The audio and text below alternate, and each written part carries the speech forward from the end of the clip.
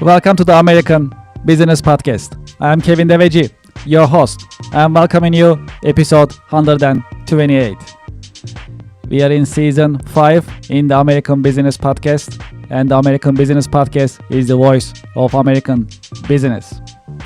Quote of the day: as you know, we have a great partnership with missionstatements.com, and here is the quote of the day. If you change the way you look at things, the things you look at change.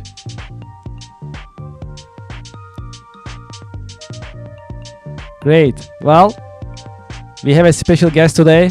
Let me invite our guest to our virtual stage, and let's get the conversation started.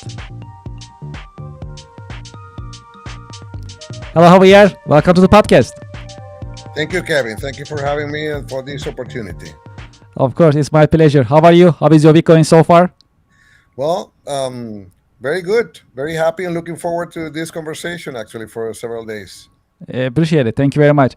Well, so we are in the beginning of the new year, 2026. How was 2025 for you? Any reflections on the previous year and any expectations from the new year?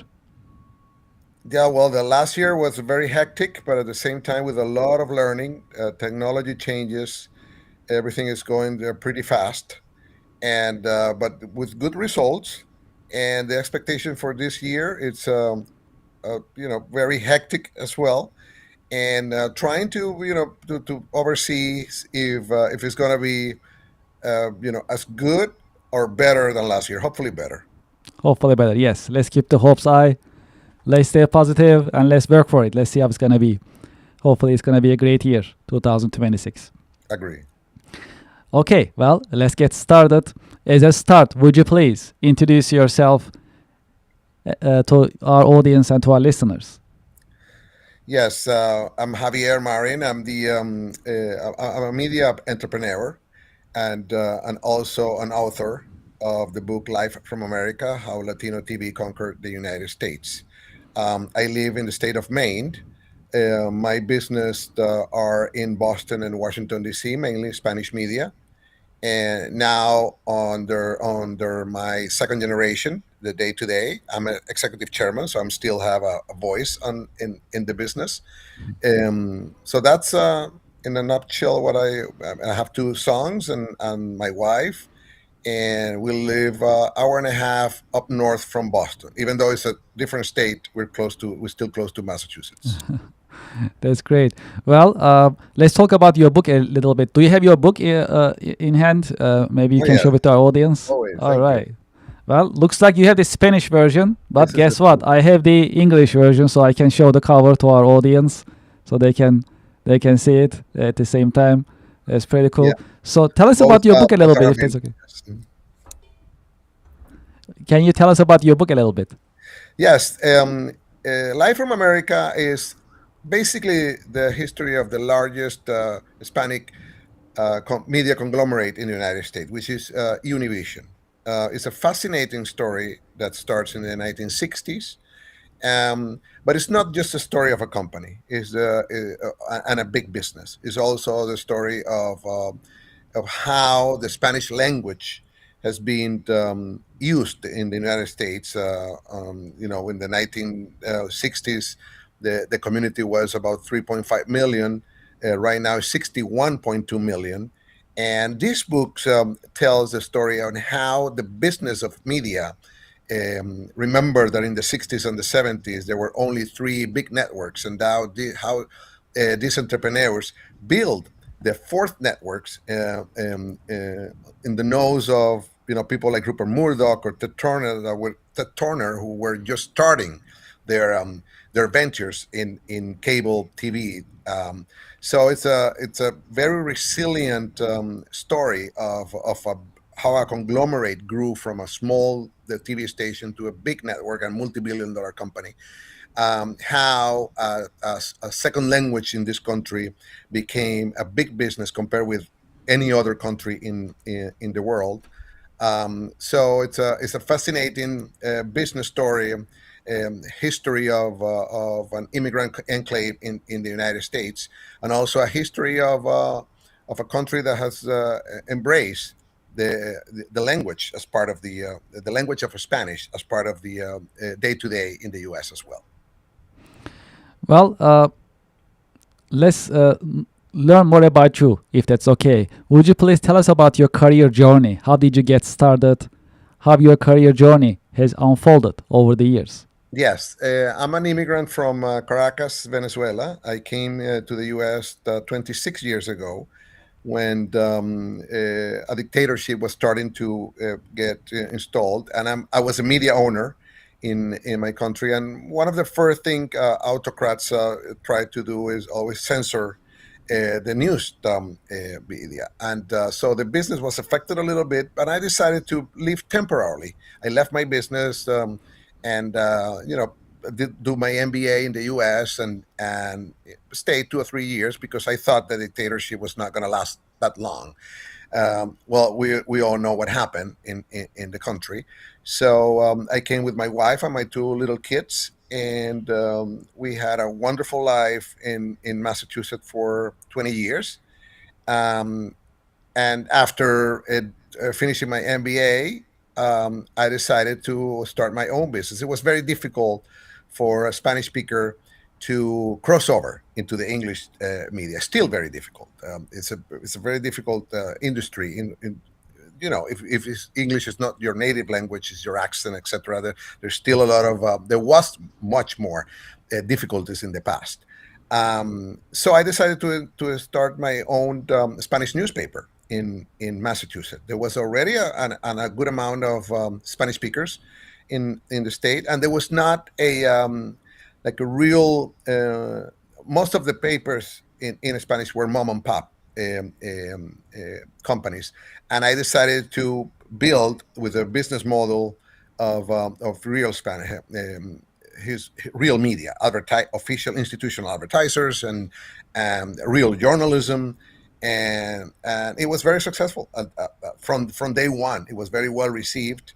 I also had some partnership with the local English mainstream media, and always learning the history of Univision because starting my own Spanish media, I decided to study who was the most successful in the Spanish media in the U.S., and that was Univision, and that's how I became very familiar with what ended up being the book that I published. So that's me. Very simple life of Spanish owned media. Of course, simple life, a very difficult business journey because as we all know, what happened, what is happening still since internet came into us, the old print business media. What happened to the business media?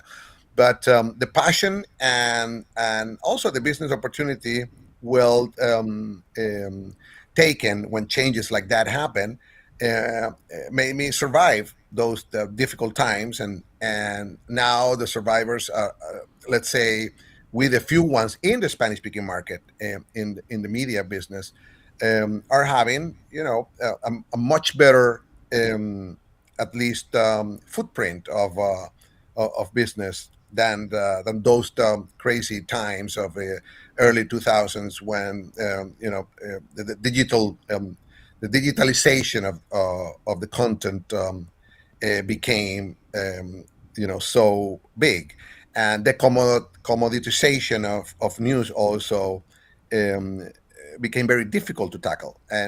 But the Spanish speaking is different than the English speaking news media, so we had a little more time to explore different alternatives. So that has been my life as an entrepreneur. I also dedicated a lot of time to my family. Being an immigrant, you don't have that much help around the family, so you have to dedicate a lot of time to it. Um, so I consider myself very lucky in terms of the life, my family, and also the impact of the business in the communities has been an important part for my business career. The impact in the community of the content of my media outlets. And then in 2016, I had the opportunity to purchase the Spanish newspaper that was owned by the Washington Post. Once Jeff Bezos bought the Washington Post, I was able do a transaction with his group, and bought the Spanish paper, maintaining a good partnership with the Washington Post. Of course, they are giants and we're very small. So that transaction of me, the small one, buying the huge one, was a very interesting transaction too. Yeah, sounds like quite an experience. Yes. Okay, well, let's talk about the state of media industry, if that's okay. Can you tell us about the media industry in general?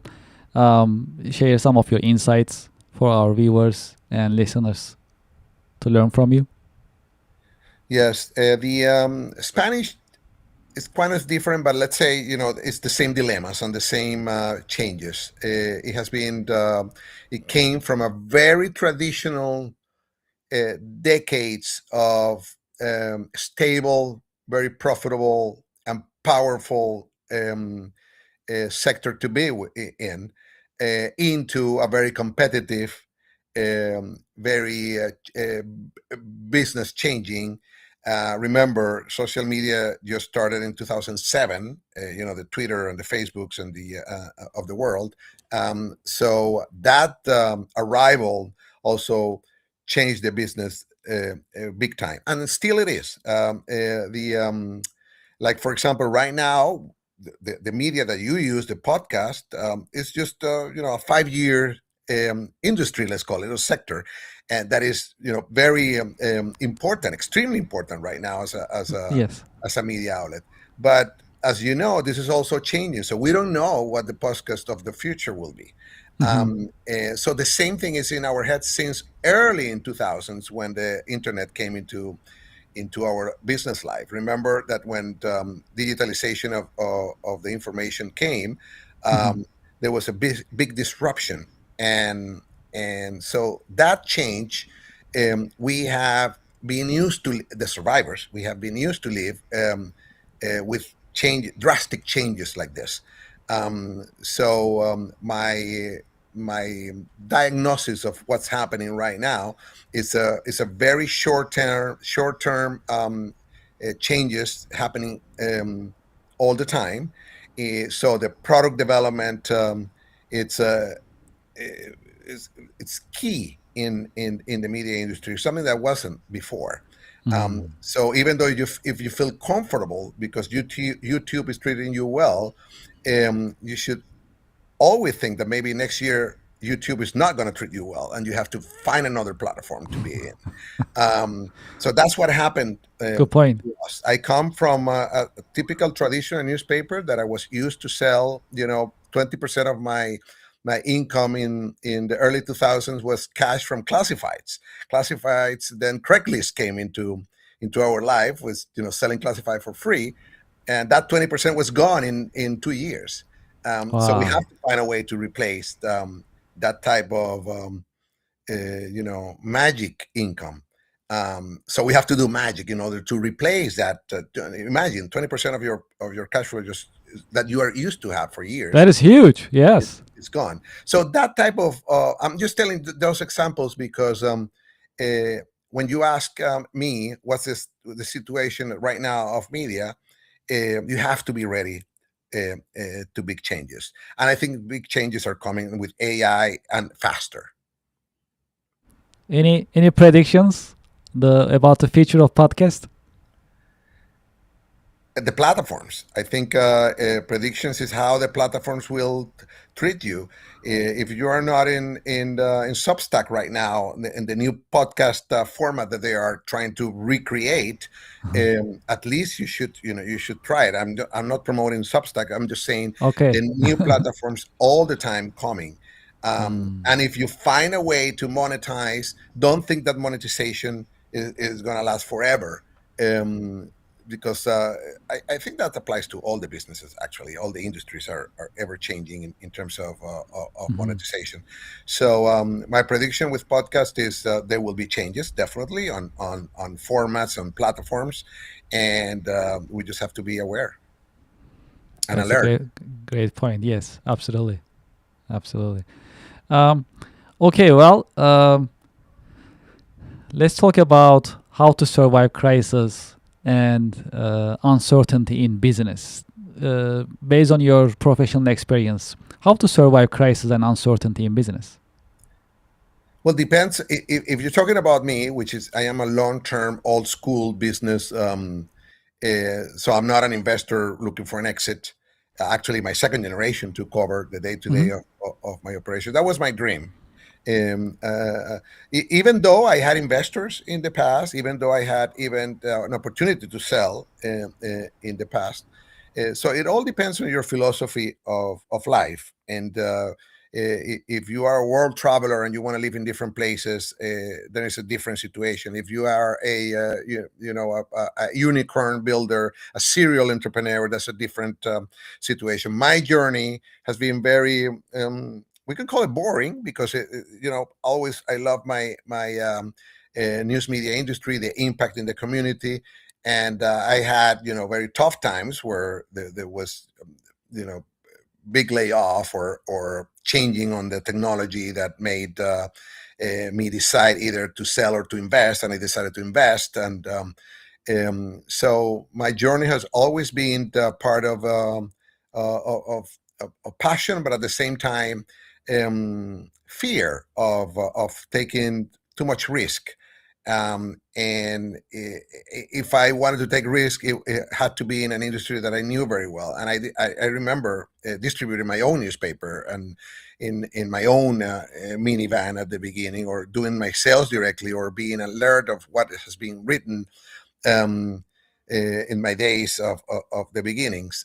So I still like to my nephew, who's the CEO, to have that same philosophy of not being over controlling, but understanding what your business is in all the sectors of your business. So if you are that type of entrepreneur, it's very difficult to have a huge company with a lot of people, and so I was very hesitant to grow so much in terms of the size of organization. But now with all these AI tools and technologies and outsource type of services, it's very easy to be huge with a small organization. Yes. Well, did you see our Spanish version? We actually prepared the American Business Podcast in 6 different languages, and Spanish is one of them. And we are utilizing AI technology, and that's amazing. It is because not only it translates the voice, it also does the lip synchronization. So Yes. my mouth moves like I'm speaking Spanish as if I'm native. That's how it looks. It's just unbelievable. So you asked me what's the future of podcasts. You are, I am in it. yeah, doing it. You are on it because that's exactly what's happening. Translation and as you're saying, interpretation, translation, and the opportunity of you being multilingual is something that you never thought about it 2 years ago. That is true. Um, And how so difficult it will be. I mean, if there was no such AI technology for me to really translate it and dupe it and then voice it again, voice over in another language, it will be a huge production. Will be. yeah. Well, my only alert for those type of innovations is the cultural perspective. So, in business, in your topic, I think you are in the right track of doing it because the translation of business is almost literal. There is not much of a change of Okay. of business terms and business strategies.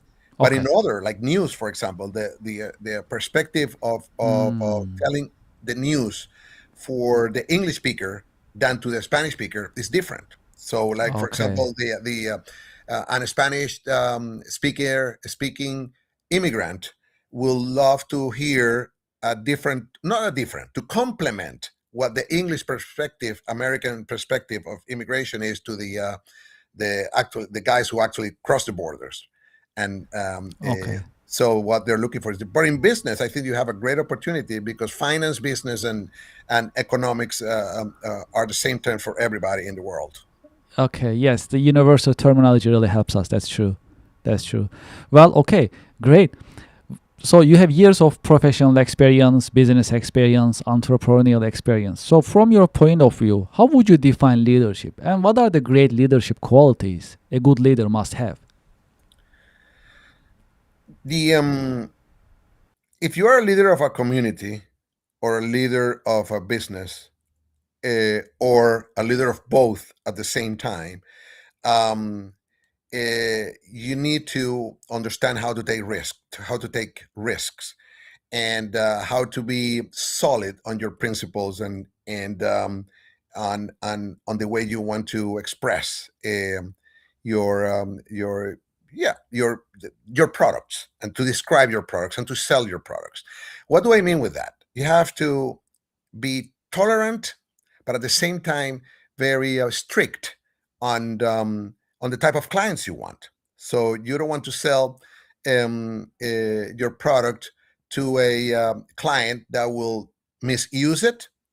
You don't want to sell your product to a client who will maybe copy it to compete with you and try to I'm talking about media, correct.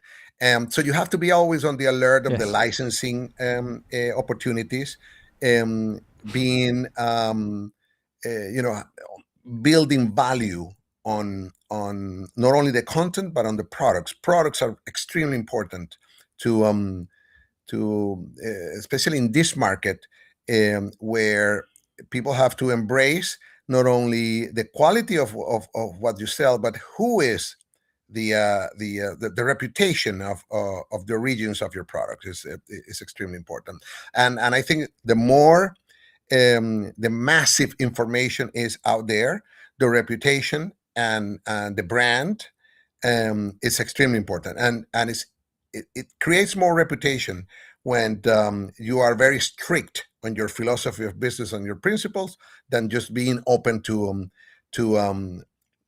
to anyone with any just for the fact of generating revenues, or just for the fact of generating reach. Have you had any role models, any mentors who help you shape your career perspective over the years? Yes, I have let's say a physical mentor and a spiritual mentors, but my physical, let's say a real mentor was is still is, because he's now in my board of advisors. Is Marty Baron, who he used to be the executive editor of the Boston Globe in the early 2000s when I started my business. A very famous journalist, and but he's a journalist with an MBA. So Oh wow, so I impressive. really Yes. got along with him. We became very good friends.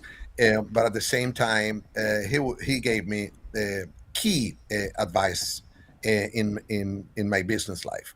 I also follow. I don't know him, but I follow Mike Bloomberg Mhm. business life in media and in the media and the finance sector, and I really admire his life as a business person. Then when he became very politician and with all these leaders, it's different of of the type of let's say, yeah, I'll call him a mentor, even though I don't know him. um, and then my father, who passed, a very successful author and oil executive. I admire his his strict ways of building his career. He was never an entrepreneur. He was always a corporate executive. And I also have a young kid who was killed when he was 18. I think he's also my spiritual mentor, because he was full of energy, and I always imagine if he was still alive, he would be, a big entrepreneur or leader. So Mhm. those are my leaders, my mentors. I would say extremely important. I also, try to talk to a lot of CEOs, business owners. I love to talk to you because of you. You have so much experience as a Appreciate it. business person, but also with your guest. And even though I Thank you. don't know you, I have hear your podcast, so it's like knowing you, Thank you. and your style. So I love meeting. Part of my book is a result of a lot of conversations with corporate leaders in the Spanish speaking world. That's really amazing. And well, if there is one key career lesson that you learned the hard way? What would it be that you can share with us? Yes, not being ready for changes. And at the beginning, I was very hesitant to the digital transformation. Um Believe it or not. I mean, right now I would look like a dumb, but at that time there were many of us, and many of us didn't survive because of that toughness and stubbornness of like the blockbusters of the world that had the Yes. opportunity to become the Netflix.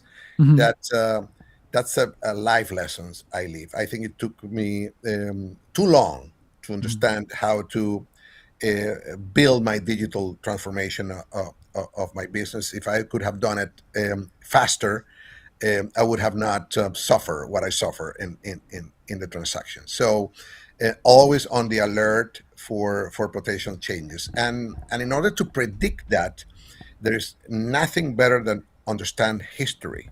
History is full of cycles and changes. And if you read contemporary, I mean, history, but written by contemporary authors like Walter Isaacson, or yeah, many of the recently written history of the U.S. like Gilles Lepore, are ways to understand that this is all a cycle. Even though AI seems to be, the new things, there was always a new thing in different cycles of life. And if you learned about the history, how successful people and leaders tackles those huge changes, like from the railroads to cars, and from horses to the railroads, and then from air TV to cable TV to internet, those huge changes, and from newspapers to digital. If we know the story of how AOL evolved, or involved, and I think give you a lot of lessons to be ready. And I didn't in the past. I was not a big reader of history in the past, and I think that if I would have done it long before, my entrepreneurial life would have been easier. Yes, those changes are really, really fascinating. And now, thanks to technology, it's easier to access information. We just need to make sure that's reliable. But in terms of learning experience and getting access to information, we are very lucky nowadays. We can learn pretty quickly. We can access information very quickly comparison to past. So it's Yes, definitely in and the our favor. nonfiction history is based on facts. So, and that's why I say contemporary historians. The contemporary historians are usually non-biased, unless you read an autobiography, which is usually is biased. But the contemporary historians give you with facts how leaders, and I'm talking from Leonardo da Vinci to Steve Jobs to Elon Musk. If you read the contemporary historians of this type of leaders, you learn how they tackle changes, real changes, not just luck. And I always encourage youngsters to read history, because and it's also an antidote to anxiety. When you feel anxious because you think you don't know how the future looks in days, go and read history, because this type of same feeling happened in the past to very successful individuals, and the U.S. gives you a lot of tools for that. And as you said, it's easy to access, and it's available, and there are technologies to listen to it or just read it, or even summarize some of them. Absolutely. And to your earlier point, I also remember that internet evolution or revolution, I must say. So I remember how newspapers struggled during the time that internet was coming in, and then they had to adapt to change, and there was the paper version, and people were going to the digital version, how to charge it, whether charge it, like all these struggles. I remember for the media. Even we talk about the radio at that time, whether radio will survive, like the internet will take over and we won't listen to radio at all, which didn't happen actually. The radio's still around and they're not going It's still anywhere. there. Yep. Yeah, that's really really amazing. Same thing with the and to your point, the blockbuster is also quite a use case. I mean, Oh yeah. there's this huge blockbuster just melted down like over the years, like piece by piece. Like that was unbelievable. And they had the opportunity to be They did. Netflix. I mean, the Netflix founders sit down with Blockbuster. Yeah, I mean, they offered to Blockbuster to become their streaming arm, Ah, and the Blockbusters said, "We don't need you. We can do it ourselves." And look what happened. wow, that's amazing. That's an amazing. That's a fascinating story. That's for sure. That's Yes. for sure. Well, sometimes in business, things they don't go in our way. We have challenges. We have also hardship. How to stay motivated and inspired in times of challenges in business? Well, success is not only money, and if you are in search of success, some people criticize well, if you are an entrepreneur, you have to be in search of success, and build your own successful goals, what success means to you. And if you have that goal, which is, not, it can change also from time to time, but if you have some sort of precision on what you're looking for, and you fight for it, is not easy, and you're going to fail on many steps towards your goals. But if you have that precision, that you can try to achieve it, um, you will see that is, it give you a lot of strength, and empower yourself to keep going. Because give up, it's very easy. I cannot criticize a lot of people that gives up from products to companies, and so it's the resilience in order to achieve the successful goals. It's extremely important, and again, it doesn't necessarily have to be a dollar figure. What are your interests outside of work? Reading is very important. Eating, I love to explore culinary experiences, and travel, because it gives me a lot of experiences, other sides of experience. I'm very bad golfer, but I love golf. Yes, that sounds fun. Well, and since you are, so I have a question, and this is a spontaneous question. We didn't talk about this earlier. So, how do you see golfing in terms of building business relationships? Do you think it's a good sport to build relationship with other business professionals? Well, it Golfing. doesn't work for me. Okay. When I have a golf companion that wants to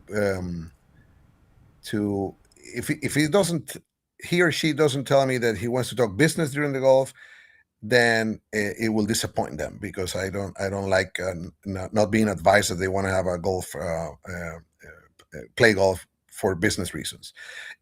But I do see a lot of people. The only way to be open is not the only way. A good, effective way to talk about business during golfing. I have seen it, but be careful, and not everybody. Or people likes to be advised that you want to play because of the interest of doing business. But to do network, which is a big part of the business here in the U.S., is a great sport. Like many other, like many other. But yeah, golf, especially in people of my age, and entrepreneurs who have the opportunity to play golf, those are the good times to talk to them, but advise them in advance.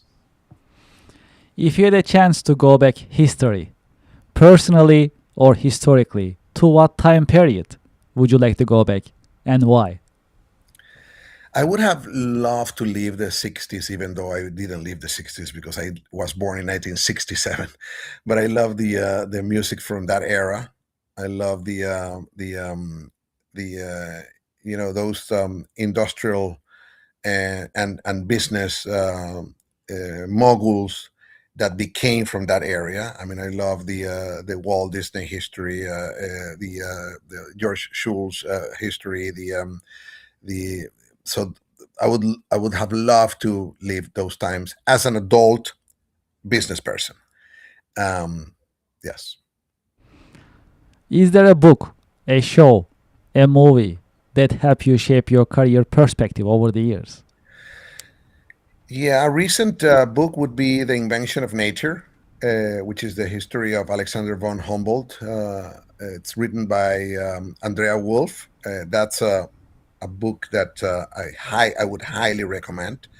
And I also am a big follower of um, uh, Walter Isaacson books. Most of his recent contemporary biographies are amazing, and I would highly recommend all of them. What is the best career advice you ever received? And what is the worst career business advice that you ever received? The best and the worst. Yes. Which one you want to go first? Best or worst? Let's go. Let's start with the worst, which is Okay. you know media. Don't worry. If you are the largest and newspaper in your city, the power is going to last forever. And the best one? The best advice: happy wife, happy life. Well, I endorse that, sir. That's a great advice. All right, sounds good. Well, what is your career advice for the next generation business professionals? Technically, I would advise never sign a long-term agreement because right now technology is changing. Don't buy an app and sign an agreement that will you will use that app for exclusively for, and even a platform. Um, so technology is now changing by days, and so don't hire a specialist in a particular technology because that technology can change, and you will have to fire him or her, and that's a most difficult thing for entrepreneurs to let people go. So that will be my key advice right now. Do not sign long-term licenses, agreements, or Is there any question that you had expected me to ask you, but I didn't ask you that we can cover in this section of well, the episode? the importance of the book. I think Okay, yeah. Let's talk about it. Yes, absolutely. yeah, Life from America: How Latino Conquered the U.S.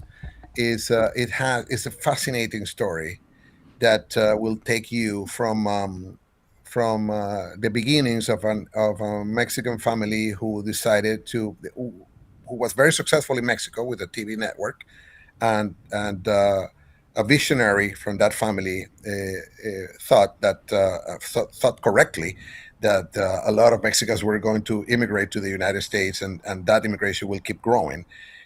So he was short on his forecast because then a lot of other countries started to immigrate to the United States. So that Spanish speaking market in the U.S. became huge and still huge. So the story of the book is how the resilience of that business person, and because he became so powerful and important, the government of the U.S. forced him to sell his shares of the TV station. So he had to sell it to Hallmark Cars, more or less. Hallmark Cars, the American company from Missouri. So imagine a company from Missouri buying the largest Spanish-speaking TV network in the U.S. So this is 1986. Wow. So that's that part of the story, and then the Mexican family came back in the 90s, together with an American entrepreneurs. So this is a good story for any, let's say, American company or American entrepreneurs who um, understand how important it is to tap into the Spanish speaking market, and also to the Spanish speaking entrepreneurs who needs to understand that in order to be successful in this country, they have to also understand the history and learn how to work with the English speaking world. It sounds you know like a natural decision.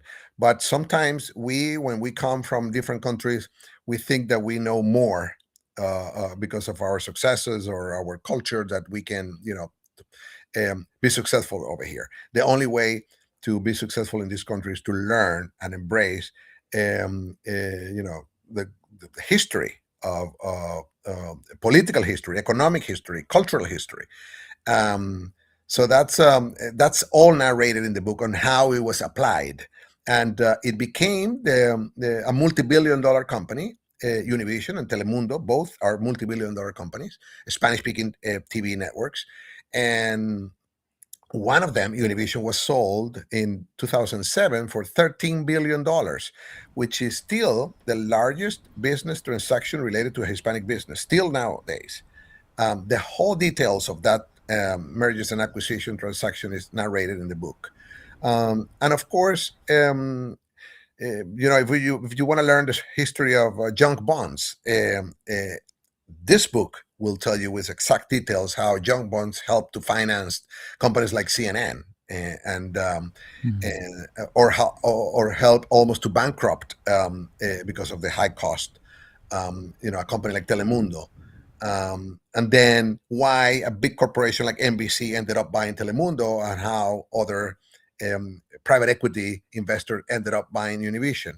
So the book narrates all the business side of the history, and will make you understand why, and the current crisis, the current immigration crisis, is not it's not a personal objective by a political leader. It has a history behind, and it has cycles. So the anti-immigrants or pro-immigrants philosophy and groups have always existed in this country since 76, since 250 years ago. So this book narrates part of that history, how the cycles of, particularly the Hispanic community, because remember, Arizona, Texas, California, Nevada, Florida, and Puerto Rico were Spanish-speaking territories even before 1776. So it's not only an immigrant history; it's the country history that I would love everybody to take a chance and read it, because especially now, don't take for granted that the Spanish speaking has always been here, embraced and loved, and the crisis it becomes because it grew too much and too fast. No, it was a political strategy behind it in the 50s actually, and 60s, and it became the political and economic engine it is right now. This is the second country in the world with more Spanish speakers after Mexico. We already passed Argentina and Spain and Wow. Colombia. It's What is it now? 60 million people, you will say? 61.2 according to the census. Yeah. Yeah, that's larger than many countries. Oh yeah, and the economic size, because it's a different immigrant enclave than any other in the Western world. It's an economic engine and a political engine. The Hispanic votes now represent about 13% of the decisions. There are zip codes where the Hispanic votes decide who is going to lead, which doesn't mean that it has to be a Spanish speaker leader. If a Spanish speaker leader doesn't speak Spanish but does a good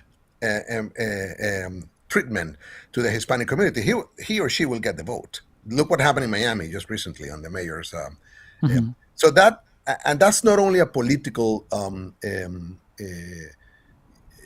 issue. It's an economic issue, because behind political power there is an economic power. So a lot of big corporate America understand it, and so I think this book gives you a good example of how the history has made us be where we are right now. Of course, we are used to see very negative news of what's happening, because that's the usual psychology of news, especially in these days. But as you know, Kevin, the immigrant community here is very prosperous. If we just put the Hispanic community as a sub country in the U.S., is the size of France. The economy, the GDP, is the size of France. Um, if there is an advice to, or it's not only because it's my book, but reading this book would tell you why is that? Why is that you listen to Spanish everywhere in this country? And there has always been groups against it, but there has always been groups in favor of it. There have always been presidents against it. There have always been presidents in favor of it. Yes, well, just like you said, the history is a great lesson, great teacher in terms of learning what happened. And to your point, there are cycles, right? So it's a great opportunity to learn about it and being informed. So your book is available on Amazon. Where can I get it? Amazon, Barnes and Nobles, and I hope in a bookstore close to you and any one of your listeners. And if you don't see it in the bookstores, tell them it's very well distributed in Ingram, the wholesale distributor of books in the U.S. And it's available in Spanish and English, so which is a great tool at home, because most of us have any relatives or friends of friends that work with Spanish speaking colleagues. So it's a great book. It is available in Amazon and Barnes and Nobles and all those online stores. Yes. Yeah, that's pretty impressive, and I'm glad that we share this information with our audience, so they can also get the book when they have a chance and they can learn more about it. Thank you for these insights. And we have a little tradition in the American Business Podcast. So we have a question coming from our previous guest. And after I ask you this question, I'll ask you to leave a question with me for our next guest. And the question coming from our previous guest is the biggest decision that you have been delaying and how you are planning to address it. Well, I would love, I have always have this dream and project of spending 3 months in Japan. Interesting. Okay. Wow. All right. Okay. That sounds doable, but it's going to be fun, I'm sure. What part of Japan you were even thinking? Well, I would love to spend 3 months traveling. Traveling, okay. But I love Kyoto, Tokyo, of course, Hiroshima, and yeah, like the beach around Tokyo. Yes, I would love to yes. visit some other islands. Yeah, around I there. heard that's a beautiful country. I never been there, but I have friends. They go to Japan from time to time, and to your point, they go to different parts of it to see. Yes. So So that's one of my life projects that I would love to do before I die. okay, well, that sounds great. What is the question that you like to leave here with me for the next guest? For you or for the next guest? So you're gonna leave the question with me. I'm gonna ask the question to the guest okay. in the next episode. Okay. Which software application you think that need to renew soon? Okay, all right. I'll make sure to ask. All right. So in the American Business Podcast, in this 128th episode, is there any question that you would like to ask me? Yes. Where do you see your podcast? I mean, you already told me that you're going to be multilingual soon. Yes. But let's say 3 years from now. Yes. Well, that's actually a great question. So actually, these Spanish, German, French, Portuguese, Hindi, and Turkish versions are available right now in YouTube. We have podcasts already. We created it. So we'll keep investing in it. We'll increase the number of videos and push the international expansion. That's one of our goals in next 3 years. And our goal is to have more subscribers, of course, in YouTube and other channels, multi-platform as well, to have more views. So where we like to be going is, so we are the voice of American business. That is our positioning. We believe in it, and there is no other podcast doing what we are doing. Live first, we are live right now, for example. Not everyone. There is no other business podcast doing what we are doing. And in terms of having the guests and asking them questions and trying to learn from their professional insights is what makes our business podcast unique. So this is just like a school. So we come, we learn from you. You are the teacher right now. We ask you the questions. You share your decades of experience with us. That is amazing. And that's what we are trying to create, this educational environment. So for 3 years, we're going to push these. We're going to expand these, more guests, more insights, more evolution. Things are changing, to your point earlier. So this is the place that we talk about business, American business, the history of the American business, the presence, the trends, the technology, and other business subjects. So there are many different parts of business. The technology is one of them: finance, marketing, sales, accounting, procurement, strategy, leadership. So there are many different things that we need to learn and update ourselves. So we'll push this mission. We'll deliver it, and we like to be a media channel in our own right. That's where we are trying to go. So our goal is to basically make it more tangible after 3 years. I wish you all the luck. I appreciate it. Thank you very much. Thank you for your support. Even you being here is a great support. So I truly appreciate it. Thank you. Great. Well, for those who like to be in touch with you and learn about your company, your organization, and be in touch with you, what is the best way that they can be in touch with you? Yes, I will leave you 3 ways. The first one is to visit my media company, tiempocompany.com. The second one would be my book link, which is livefromamericabook.com. And the third one to contact me directly is any of those 2 sites have links to the founder, and also my Substack account, which is Javier J. Marin. Javier, thank you so much for being with us in your busy schedule. Thank you for sharing your professional wisdom with us and your professional insights. I truly appreciate it. Thank you, Kevin. It was very productive and fun. Thank you very much. I wish you a great weekend. Bye-bye. Thank you. And to our audience and listeners, we'll be right back after a short break.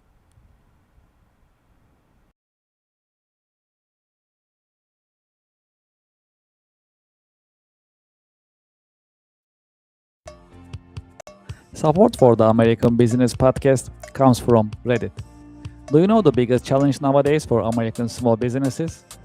That is visibility. That's why we partner with Reddit for Business. Reddit has more than 400 million weekly visitors. Furthermore, Reddit is reliable.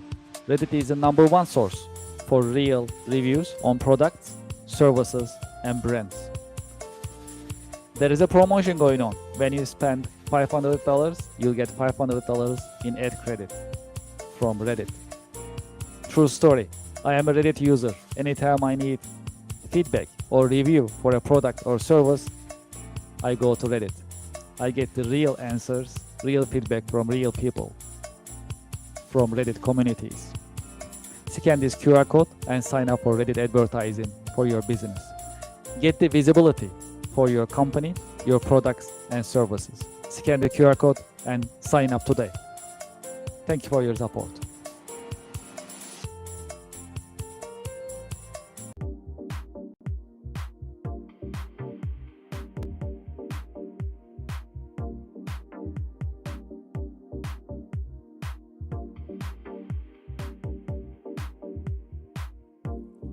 Would you like to start your business podcast?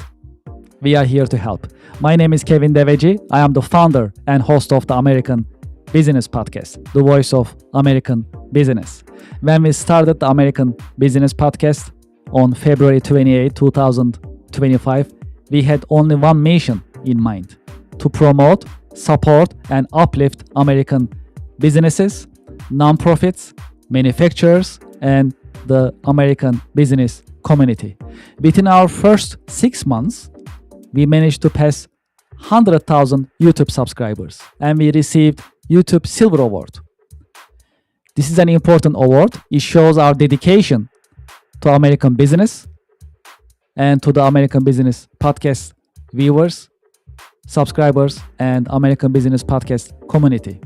Now you can have your own branded company podcast within the American Business Podcast Network. You can promote your company, your products, your services, and you'll have instant visibility in front of thousands of the American Business Podcast viewers, subscribers, and followers.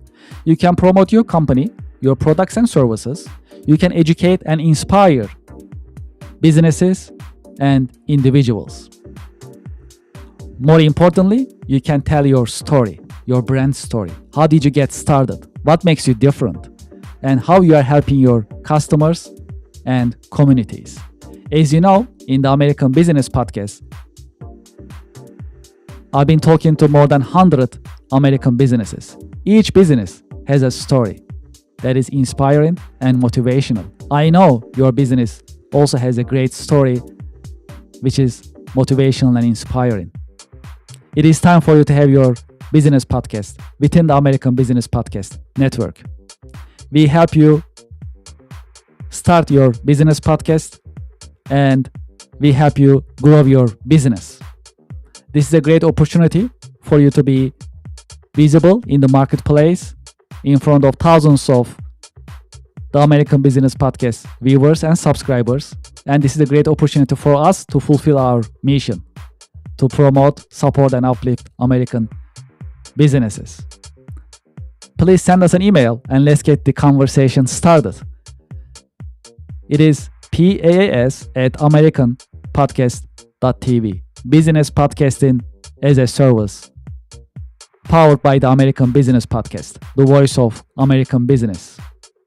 The American Business Podcast is America's fastest growing educational business podcast network in this age of AI. My name is Kevin Devecioglu. I'm the founder and host of the American Business Podcast, and I'm looking forward to hearing from you, working with you, and help you grow your business with your new business podcast. Thank you very much.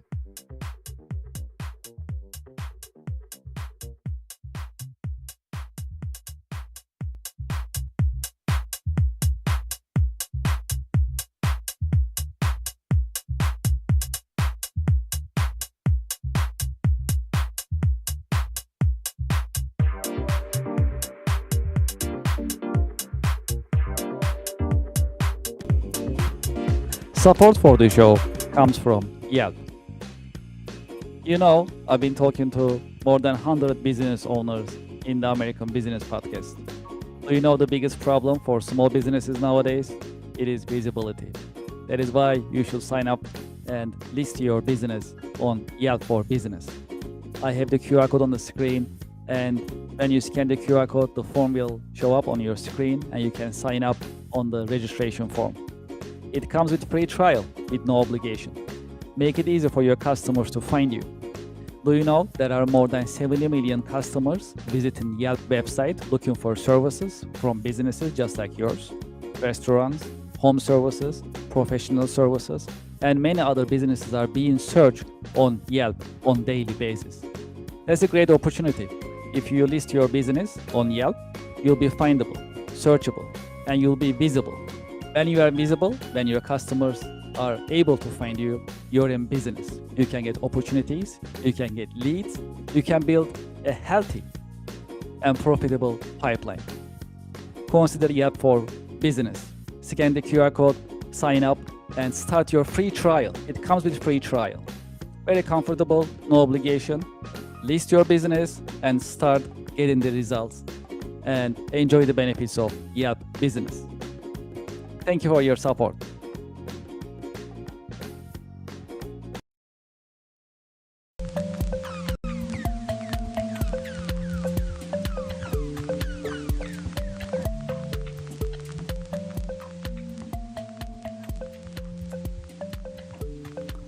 Hello, I'm Kevin Devecioglu, founder and host of the American Business Podcast, the voice of American business. The American Business Podcast is America's fastest growing educational business podcast network in this age of AI. As you know, a couple of weeks ago, we started podcasting as a service, PaaS, powered by the American Business Podcast. As part of this service, we help businesses set up their business podcast within the American Business Podcast network, and we help them broadcast with the help and support of Team ABP, the American Business Podcast. As part of this service, I'm happy to announce that we have a new business podcast called Anywhere Apps Podcast Channel. As you may remember, we have been promoting Anywhere Apps in the American Business Podcast. And Anywhere Apps are coming from Kerr Consulting, now Cherry Bekaert. Fundamentally, Anywhere Apps are designed for digitization and automation of business processes. In this scope, Anywhere Apps are offering a long list of modern software systems, business software systems, such as CRM Anywhere, Nonprofit Management Anywhere, Asset Management Anywhere, Quality Assurance Anywhere, Advanced Planning and Scheduling Anywhere, and many more. In each Anywhere Apps podcast segment, we'll talk about technology for business, as well as practical use of AI and business software systems. And we are planning to share educational content to help small and mid-sized American companies to adapt change in terms of technology. I'm very excited for this podcast, and I just wanted to share this news with you. And I'm looking forward to having you in the coming The American Business Podcast episodes and Anywhere Apps podcast, which will be live very, very soon. Thank you very much for your support and for your interest, and I'm looking forward to seeing you soon.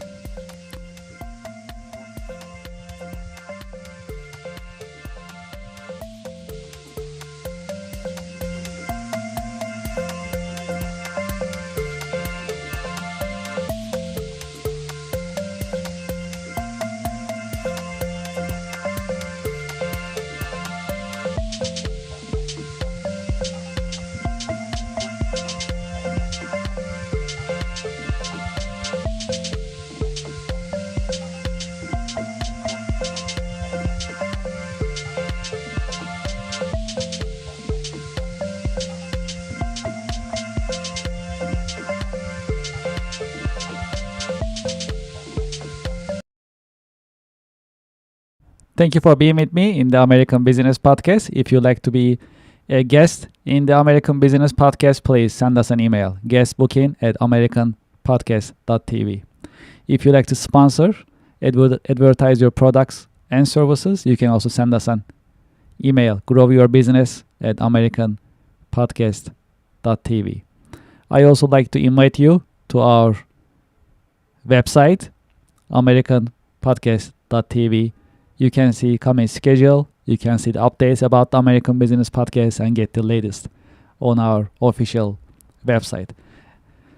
And we are introducing the American Business Podcast on other social media channels as well. If you are on Facebook, please feel free to go to our Facebook page. There is a QR code here. You can scan it and it'll take you to our Facebook page, and you can scan and subscribe and support us on Facebook as well. We'll truly appreciate it. Thank you for being with us in the American Business Podcast. I'm looking forward to seeing you in the coming The American Business Podcast episodes. The American Business Podcast is the voice of American business. Looking forward to seeing you. Thank you very much.